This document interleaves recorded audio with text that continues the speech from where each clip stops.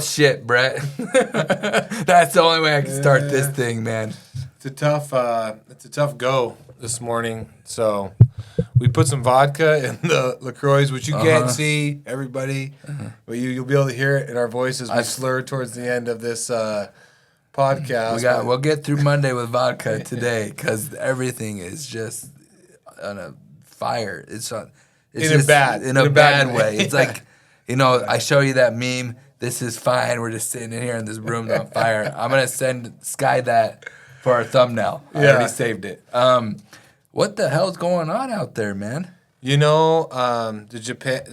Japanese, the Nikkei, whatever, got just smoked over the weekend. That market got crushed.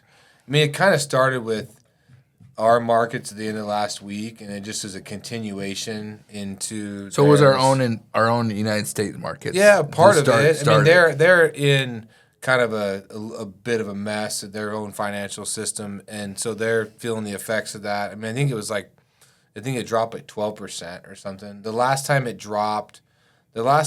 the Japanese market got crushed like this was basically when they had that nuclear reactor that spill when the ocean, the tsunami hit, and like that was the last time their market has taken this big of a.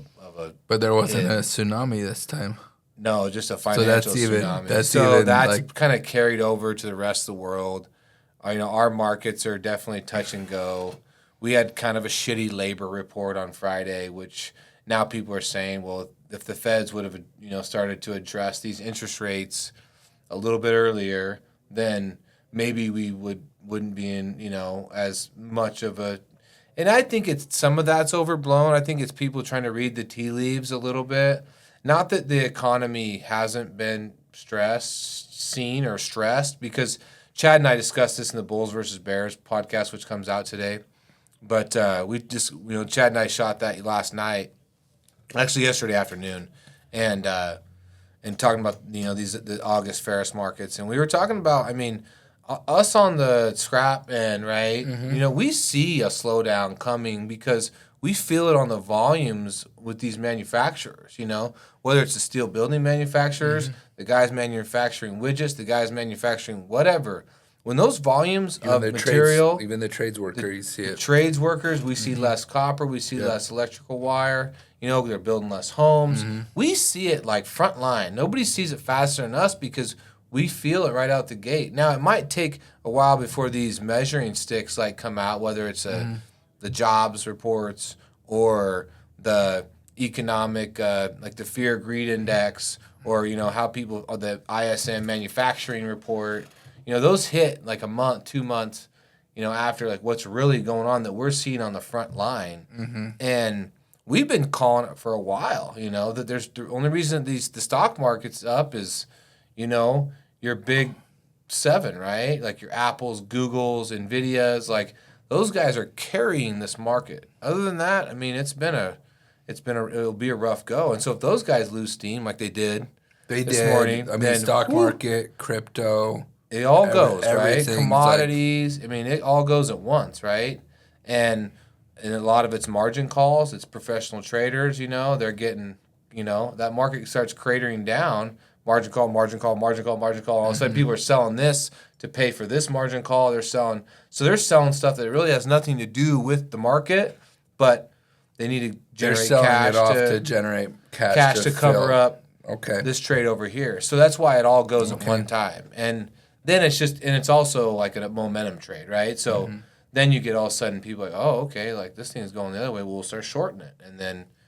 It's just kind of that's how that goes. Whether it's commodities, whether it's the stock market, and it goes back to my post this morning. Everybody has a plan until you get punched in the face, and then things change. So that's where we're at today. We just got punched in the face. Yep, we're under $4 copper.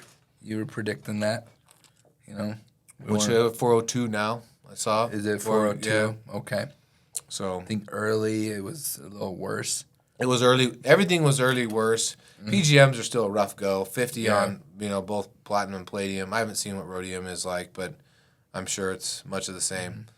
But copper off 8 to earlier this morning it was like 15. And it's like 8 now.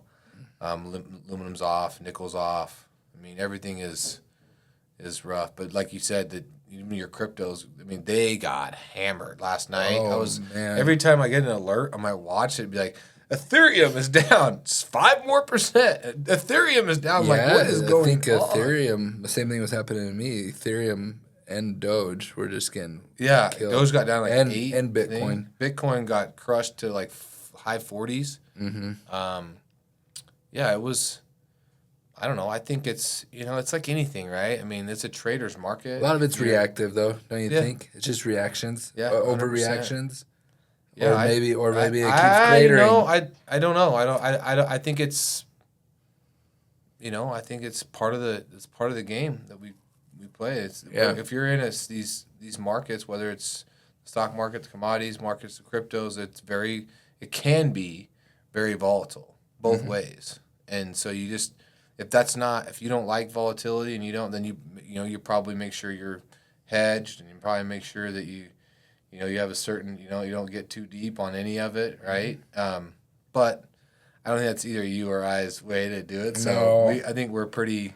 No, there were times I'd say like maybe 10 years ago that a day like this morning would have happened. I would have been like, fuck! Yeah. What is going on? Jeez, let's go. But I think I've seen it a fair amount of times. You get used to it. And you're like, I would, like back 10 years ago, I would have been texting you at 5 a.m. Hey, the world's on fire. Today I was like, I'll see him. Yeah. I'll see him. I'll see him when I see him. If he walks in and he's drunk, well, no, he already knows.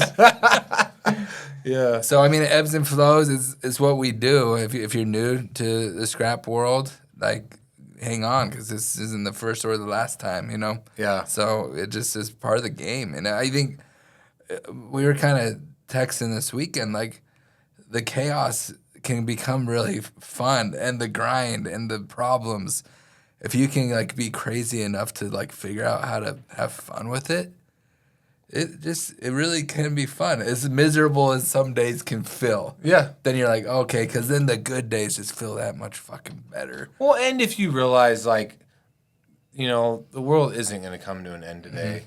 Just like on the good days, like, it's not, that's not how it's going to be every day, right? As soon as you realize, like, the good days are good and the bad days are bad, and then there's a lot of days in between, you're like, then you just try and figure out how to make it work in your favor.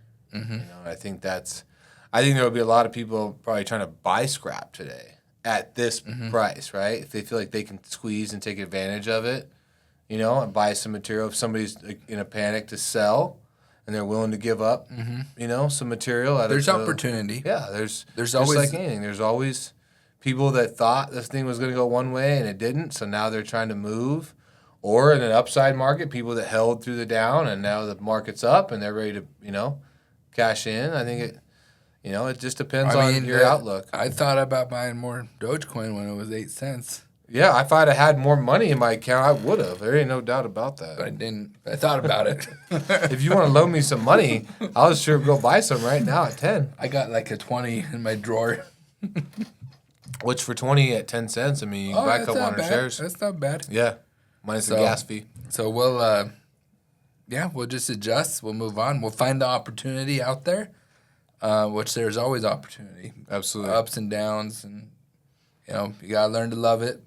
I do like the green days. I do feel a little better when it's like this. Well, fuck, if we would have just waited maybe till tomorrow or Wednesday, maybe. Well, we've been shooting this thing like Wednesday and Thursday. I know, live. we've been on that summer schedule. Right? Yeah, we'll get to it. Everybody's busy. Mm-hmm. So now we're trying to get back. School's about to start over here.